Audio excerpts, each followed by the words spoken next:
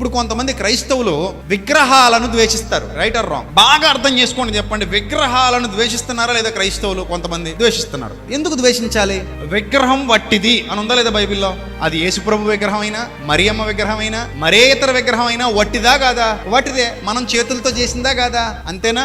మానవుడు చేయకుండా ఏ బొమ్మ అయినా వస్తుందా? రాదు. చివరికి మీ పిల్లలాడుకునే బొమ్మలు కూడా మనుషులు చేసినవే. అది కుక్క బొమ్మ కానివ్వండి, కోతి బొమ్మ కానివ్వండి, పంది బొమ్మ కానివ్వండి, చేప బొమ్మ కానివ్వండి, ఇంకే బొమ్మ అయినా కానివ్వండి, ఆ బొమ్మలన్నీ ఎవరు చేసినవి?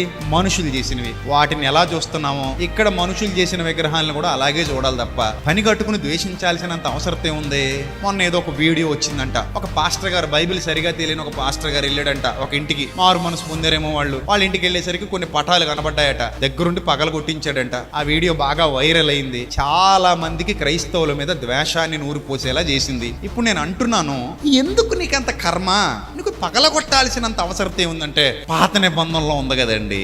పాత నిబంధనలో ఉంది కదండి అంటే ఎందుకు ఉంది, ఎక్కడుంది, ఎలా ఉంది? అవి చదువుతున్నప్పుడు ఏ కాలం? అమోరీలు అంటే ఎవరో, హివ్వీలు అంటే ఎవరో, పెరిజీలు అంటే ఎవరో, ఫిలిస్తీన్లు అంటే ఎవరో, హిత్తీలు అంటే ఎవరో, ఇలా మనకు తెలియాలి. వాళ్ళు ఎలాంటి పనులు చేసేవారు? పిల్లల్ని బలిచ్చేవారు. వేల సంవత్సరాల క్రింద జరిగిన చరిత్ర ఇది. దాన్ని తీసుకొచ్చి ఇప్పుడున్న హిందువులకో లేకపోతే ఇప్పుడున్న బౌద్ధులకో ఇప్పుడున్న జైనులకో ఆపాదించకూడదు.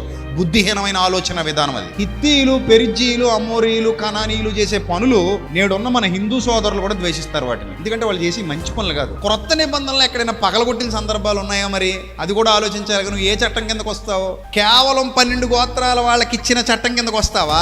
సర్వ మానవాళికి ఇచ్చిన నూతన నిబంధననే క్రీస్తు రక్తంతో వ్రాయబడిన చట్టం కిందకు వస్తావా? ఏ చట్టం కిందకు వస్తావు నువ్వు? నీకెందుకంత ద్వేషం? ఇప్పుడు యేసుప్రభు బొమ్మ చూసినా పగల కొడతావా? మరియమ్మ బొమ్మ చూసినా పగల కొట్టేస్తావా? అది బొమ్మే కదా, మరి అది విగ్రహమే కదా. యేసుప్రభు విగ్రహం మనిషి చేసింది. సిమెంటు, ఐరన్, ఓచలు అన్నీ వాడి దాన్ని తయారు చేసి దానికి పెయింట్ వేస్తాడు. పగల కొడతావా?